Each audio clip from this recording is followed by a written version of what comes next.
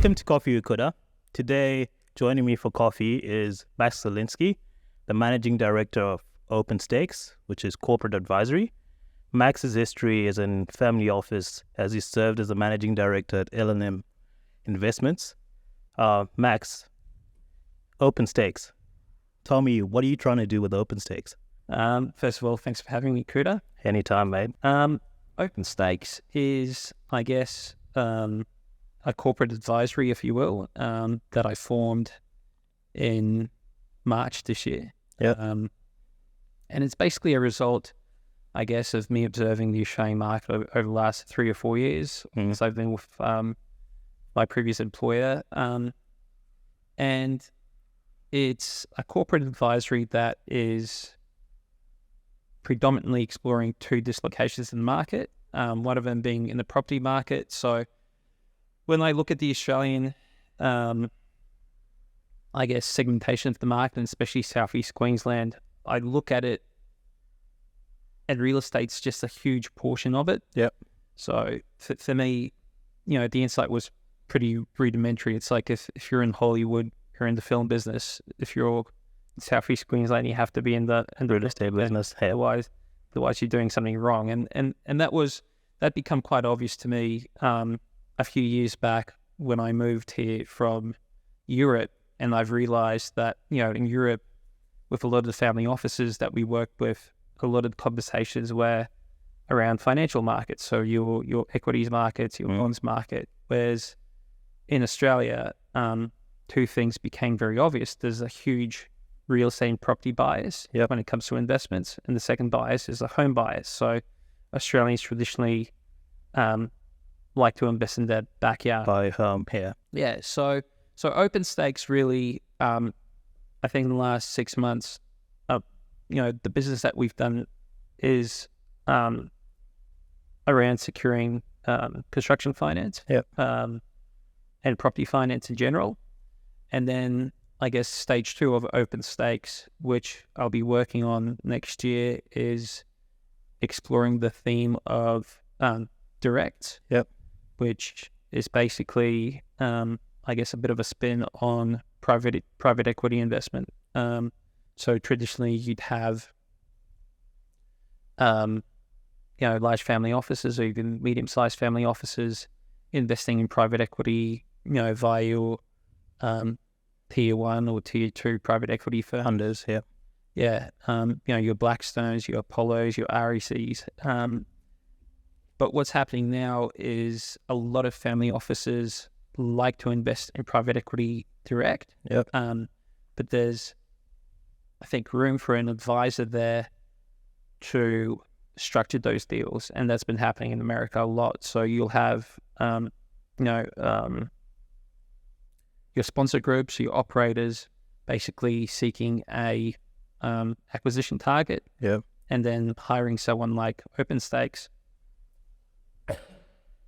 to essentially stitch the deal together with a funder or a family office. So, starting with stage 1, of Openstakes, which is the property arm of it, what do you find as the biggest gap in the market from a corporate advisory and property finance perspective when you're looking at it from high level, helicopter level as Openstakes?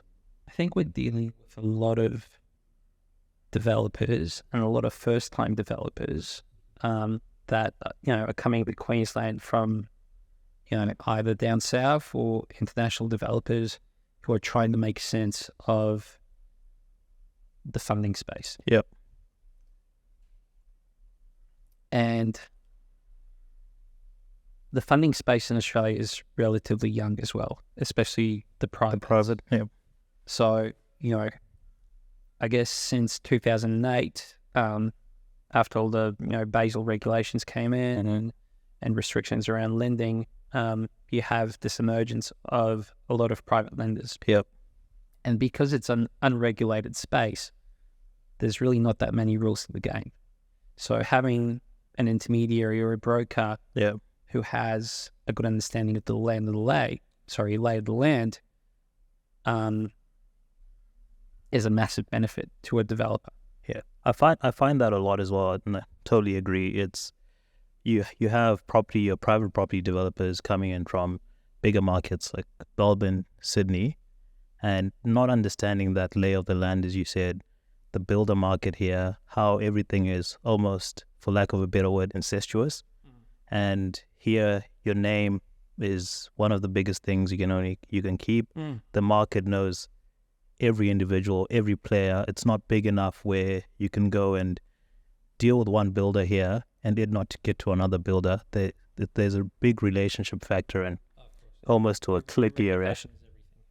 Yeah. So finding a broker like yourself who understands that lay of the land and also just the risk items in the contracts and dealing with a builder here where maybe certain things would fly in a Sydney or Melbourne, but contractors here may be a bit more risk averse or just understanding it. I find that as a key area, especially in that Queensland market, and why it's needed just to add on to that. I think it's a really big element. Yeah, well, it's not just the difference between being in Queensland and New South Wales, but it's also the difference of where the market is now versus where it was 12 months ago or 18 months ago. And I think for a lot of developers, but also for lenders, it's just uncharted territory. So we're learning as we go. Yeah, I think it's the same even from the delivery space. And I always say this, whatever data you have, especially as a quantity surveyor, a lot of it is when you're doing your initial report for the funder, or you're putting risks and numbers and saying, well, this building can be built for 40 million or 45 million or 50 million. In reality, we don't have enough data to make that call. All right, the spread is too much. It's been uncharted territory. The market has been haphazard and really it hasn't been stable for a while. So whatever data you have is really not applicable. You have to work from job to job, see how proactive the developer is or the builder is, and make a call on it. And unfortunately, if you don't have your pulse on the game or your pulse on what's happening in the industry, you can be a lot risk averse.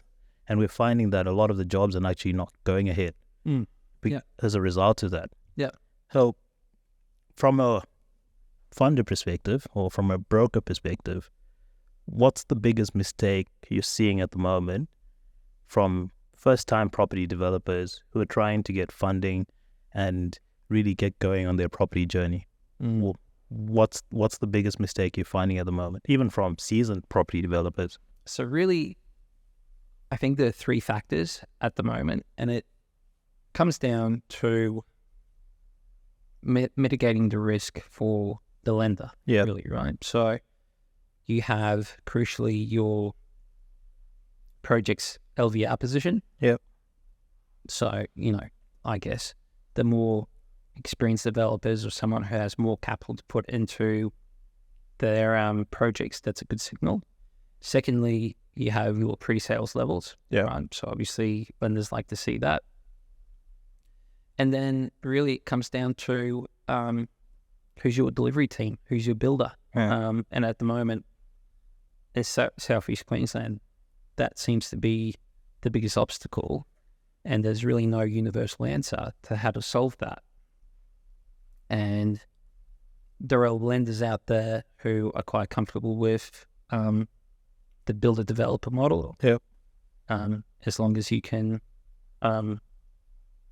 support that you have an experienced enough team to manage the project the size that you're undertaking.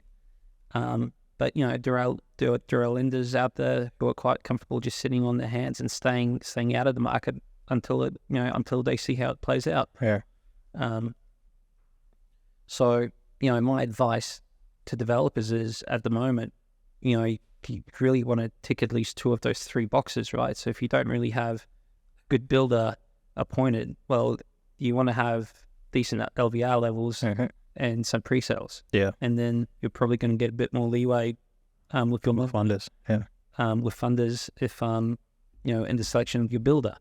But if someone's got a greenfield site, no pre-sales, and they're looking at 70+% LVRs, Yeah. they're going to have a hard time. Then does that eliminate the build to rent model in this market, or do you just have to go over and above and proving to the lender that you've got the capabilities from a team perspective, because you're not going to have the pre-sales, and you might have some commitments for the leasing, but you're not really going to have a level of commitment that's going to satisfy the lender. How, when we're looking at a BTR model, how do we satisfy the lender that it's a model that's going to work in this market? Because builder, you're not going to tick off. It's going to be hard to tick off, especially on experience. The resourcing, we've got the hospitals going in all of Southeast Queensland and even Northern Queensland. We've got all the Olympics works happening. So for the private developer, it's a difficult time to really get the resourcing that's A grade. You might get a B team or a C team, and you have to do your best with it. So from a BTR model, how would you then position it with the lender? Yeah. Well, see, my experience with BTR is that you have a much smaller pool of lenders, and it's very much in Southeast Queensland in its infancy stage still. Agreed. Yep. I think there's going to be a lot more projects of that type, right? Especially seeing the recent government incentives, changes in regulations, and the fact that we're really living in an era of an affordability crisis, right? So there's going to be, the market's going to respond to those factors. From a funding perspective as well, when would you recommend that a developer comes to you? Because, what I've seen most of the times is they come to you and it's a bit too late, or they're in a sore spot. Yeah. So what's that sweet spot for them to come to a broker like yourself and have that conversation and start getting the feelers out? Well, I think the good news is, depending on the size of your project, the senior debt space in Australia has become efficient enough that you can get projects funded fairly quickly. I generally like a project for me that's market ready. If someone wants a solid result, is to have a valuation ready, have a QS report ready, and ideally have a builder appointed, because that way we're dealing with certainty of numbers. Right. The earlier you start, the more your project is subject to numbers moving around.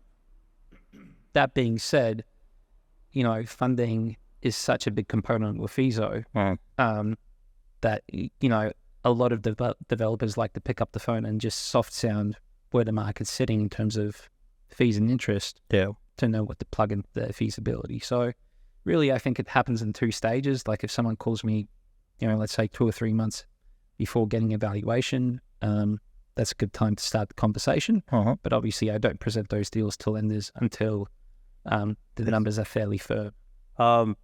And as part of Coffee with Kuda, I always ask a personal question. Okay. Right. Is this like a lightning round or? Well, yeah, I'll give you a couple. It is a lightning round, but I'd like you to actually give me your philosophy on life, right? That's really, I like to get into the mind of people who are driven, right? Okay. Yep. And understand the thought process and what the driver is. Yeah. And for my question to you is, what motivates you, right? I imagine, most people your age would be very comfortable where they are. With where you are, they'll take it and, cruise into the sunset and just go take it day by day and not try go to the next level. Yeah. Right. For you, what motivates you to keep going? Yeah, that's a good question. We actually had a performance coach here on Saturday. Yeah. Trying to unpack that. I'm sure it has to do something with one of my past traumas. But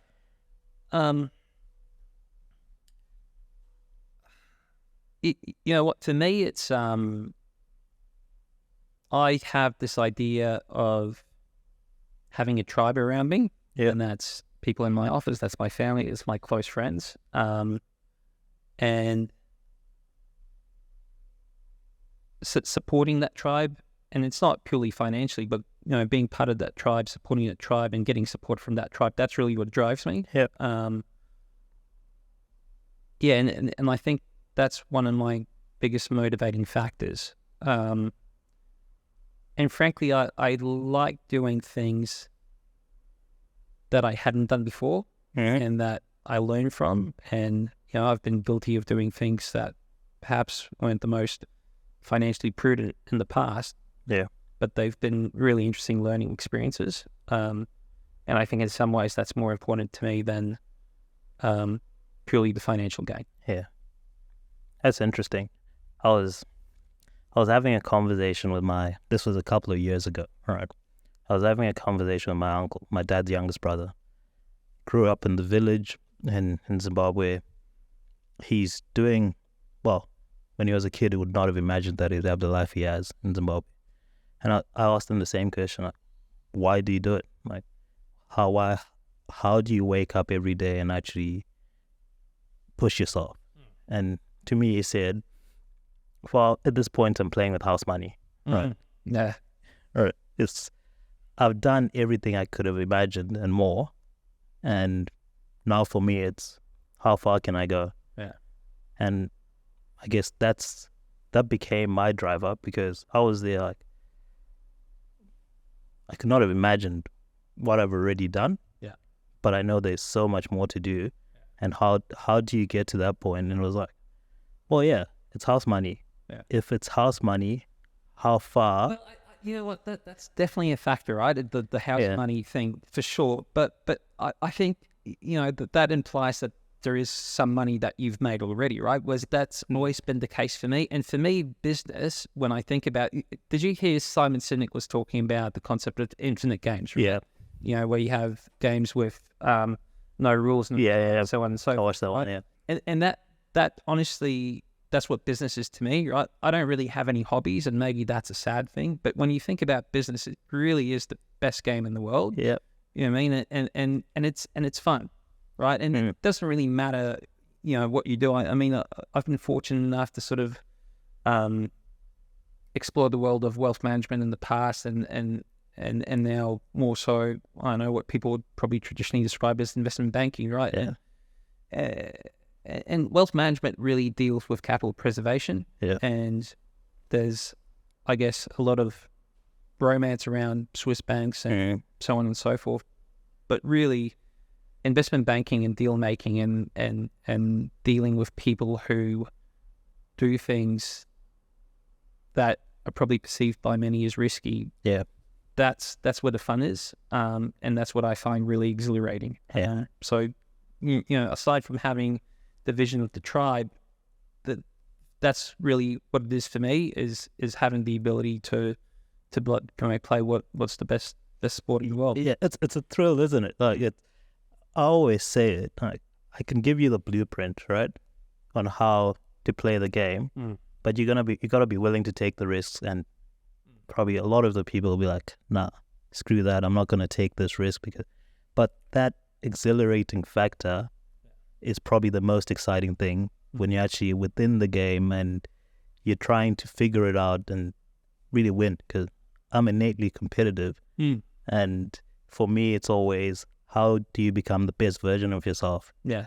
But also playing with the best players. Yeah, that's right. Yeah. That's right. And that's what happens, right? If you play the game well enough, you suddenly wake up one day and you're playing at a level where you go, I didn't think I'd get here, and you're playing with some really, really worthy competitors, and sometimes they might be on the opposing end, but I guess that's what makes for an exciting journey. That's right. It makes for an exciting journey.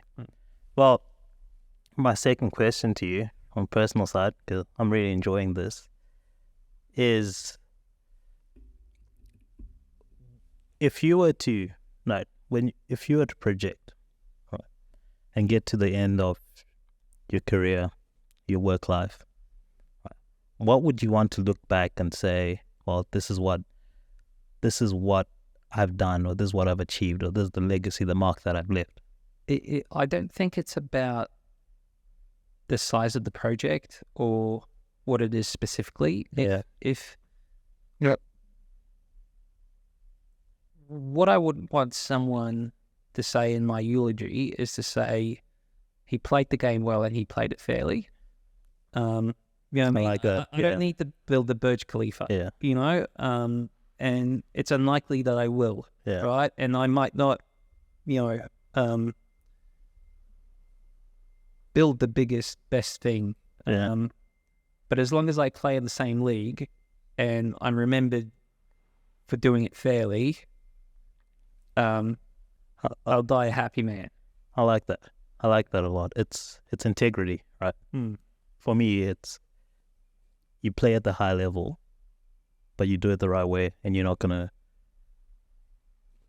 screw anyone over on the way, or you're not gonna cheat your way at it. You want to know that I got here because I played the game the right way. Yeah. I was watching that David Beckham documentary. Yeah. It's a good one, actually. I liked it. Yeah, and I think what struck me about his journey, and you know, I used to be a fan of his growing up, but I never really thought about it from this perspective, is that I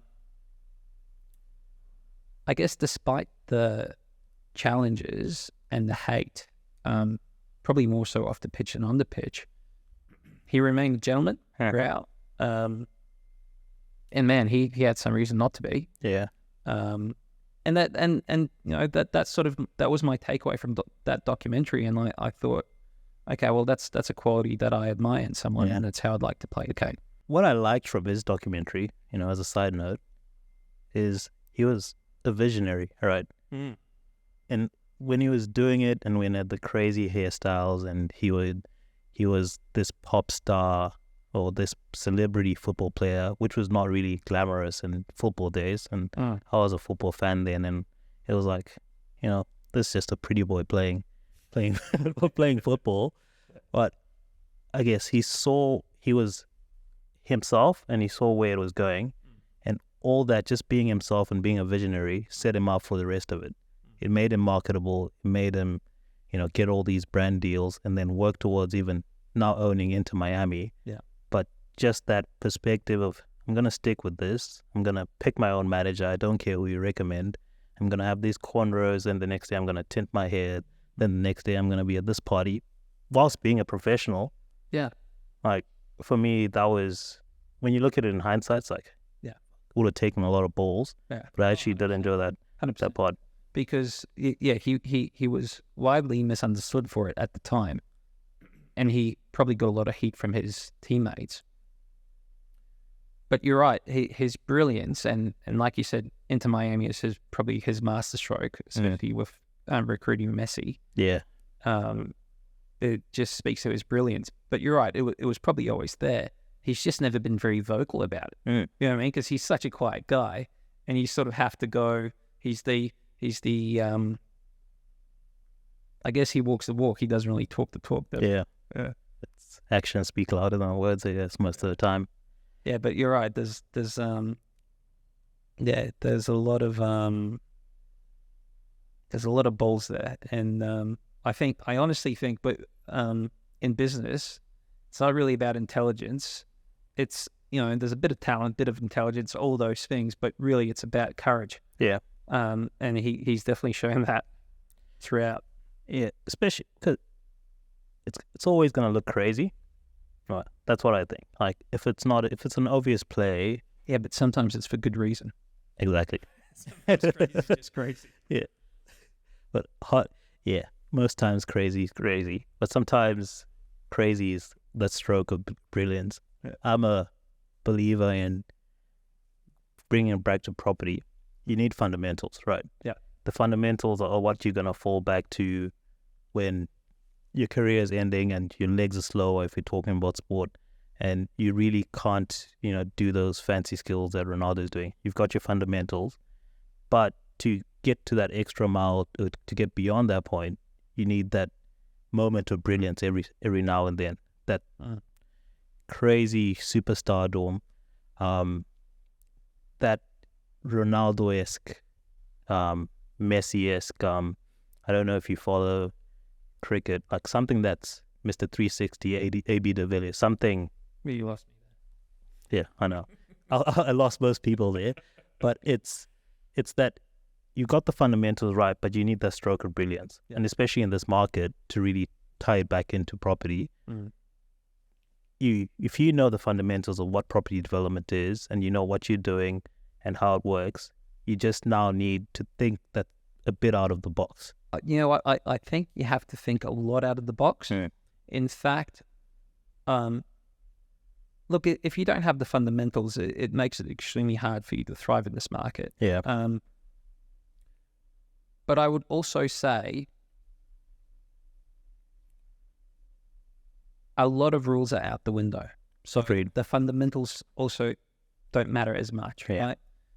The best property developers that I've met are guys that just push the boundaries. And what I mean by that, I mean question everything, right? From inception to construction, right? So they'll look at a site and they'll come up with angles that 9 out of 10 people would have missed, right?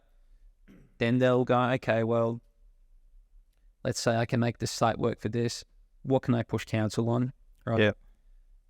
How can I increase my GBA, GFA? Where can I save on construction where other people don't see it, right? And I say that very consciously because a couple of years ago, your financial developers, right? So people with investment and financial background, right? They would probably thrive in the market of the SDU, right? Today, if you don't understand construction, I don't think you should be playing this game. Agreed. Unless you can make your build stack, where you can generate savings, where you can generate efficiencies, you understand design very well, you know how to talk to your builder, you'd be lost. And I say that because, I've been in rooms with builders where, I probably understand construction better than the layperson, but I certainly don't have the same proficiency as someone else who has a construction background. So if I were to manage someone's multi-million-dollar project, I would probably bow out on the basis that I don't have the fundamentals in construction the same way. Some of the people I deal with do. Yeah. Well, because even on that, even builders don't know. Well, I'll say this slightly. Look, because there are builders and there are builders. Yeah. You know what I mean? It's the same way there are financiers and there are financiers. And there's a lot of people who claim to be doctors that they're not. Yeah. It's just because you tick the box, or just because you have the diploma doesn't really speak to your capabilities. Yeah. Because even with those builders, and I guess that's the issue in the market at the moment, risk, right? I hear this a lot. We've priced in the risk. There's a lot of risk in this job. We've put 10% risk, then another 10% here. Then we've got a contingency. And you're like, well, the job's not going to stack, right? Just because you put in 20% on this job, it's not going to stack. What's the actual risk? They can't tell you what the risk is. All they know is 2 years ago, Rio went from 1,800 a ton to 2,500 a ton. So now I've got to price that in. I'm like, well, if you price that in, the job doesn't work. Is it a risk you can mitigate? Yes. How can you mitigate it? Get a supplier in, lock in your rates for the next 12 to 24 months if you can, right? And actually mitigate it, or let's have it factored into the contract some way with rise and fall provisions, or something that's going to be, one, palatable to the lender, but something that's not going to make the job fall over. Because if you're just going to spread 20% on a job as quote unquote risk, we're not going to build anything. So anyway, that's my frustration of the industry. No, well, you're right about that, and I think lenders are becoming a bit more open-minded about the different forms of contracts and different provisions. Definitely more so than what they were 6 or 12 months ago, because really, in the wake of all the cost escalations, and I guess what they saw as a risk mitigant is really, you know, as a developer, you get a list of, 3 pre-selected builders that were approved by most lenders, but none of those builders really wanted to take on new jobs. Yeah. So it was a bit of a chicken and the egg problem. And I think in the wake of that, lenders realised, well, if we want to do continued business in Queensland, which a lot of them do, because fundamentally the market's still strong and prices are still being achieved. It's just a question of how do you develop new product. So in the wake of that, they're slowly opening up their mind to, relaxing some of those provisions and looking at new ways of doing things. But in my experience, in my view, the investment management landscape, and that's globally the case, you need someone to take the first step in a significant way. Yeah. And then the rest of the market follows. Yeah. Well, scared money don't make money. That's true, but from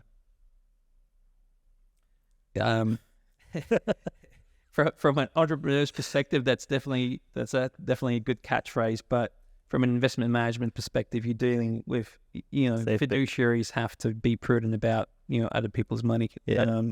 So I respect them for that.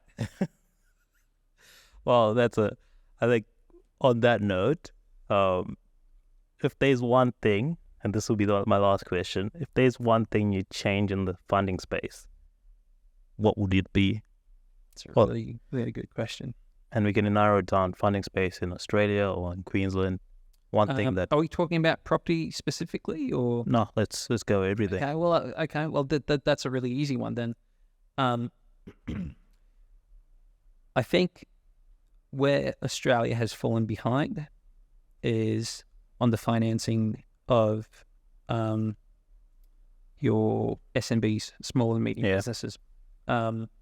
So in America,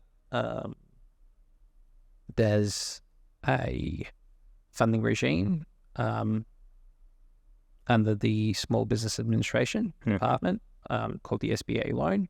Yeah. And it's basically a very flexible way of funding and acquiring debt funding for your business that's underwritten by the government.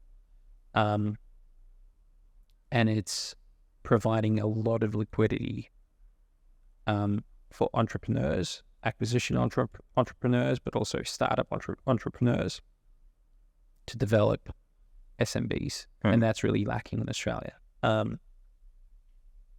And the reason I think that's a problem is because the Australian market is very, very dependent on real estate. And Australia has the benefit of having the highest population growth rate in any developed nation, which is fantastic. However, I don't think you can speak or talk about a robust and resilient economy that isn't balanced with a strong SMB market. And what we're dealing with in the next 15 to 30 years globally is going to be the biggest wealth transfer in history. And we're talking about, billions of dollars in SMBs owned by boomers that have no succession plan in place. Yeah. And the question is, okay, well, what happens with those businesses, right, if you don't have a succession plan in place? And what's happening in America is you get, young entrepreneurs basically acquiring those businesses and providing a liquidity event for the exiting founders of those businesses. So basically providing a retirement fund for the boomers. The retirees here. Right? Whereas in Australia, a lot of business people don't have an exit plan for their business.